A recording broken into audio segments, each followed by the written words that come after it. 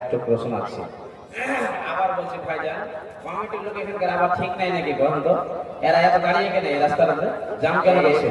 এই রাস্তার ডান দিকে এই মেন গেটের দিকে আপনারা যারা দাঁড়িয়ে আছেন অনুরোধ করছি আপনারা ভিতরে এসে বসে যান, খুব ভালো লাগবে। সবাইটা ভালো হচ্ছে, ইনশাআল্লাহ বয়ান হচ্ছে।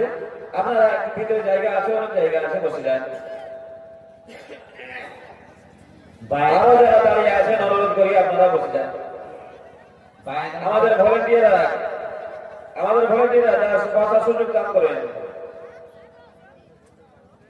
আপাতত এই জায়গাটা ফাঁকা রাখতে বলেন, এই সামনের জায়গা আস্তে আস্তে বসেন, জায়গা নেন।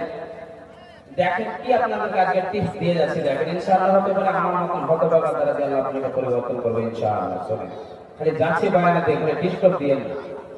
আল্লাহ কি বলছেন দেখেন, বিসমিল্লাহির রাহমানির রহিম।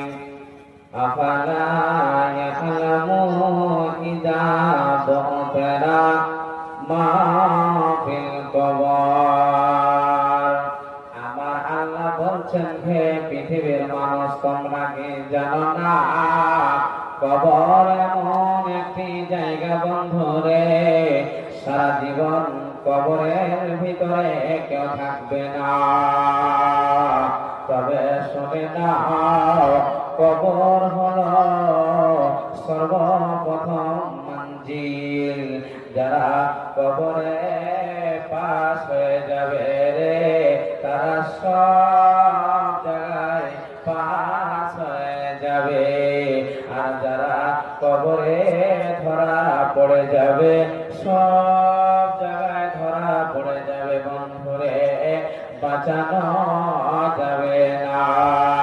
এ আহমেদাবাদ বারখান্ডের লোকেরা, তোমরা ভালো করে শুনে নাও।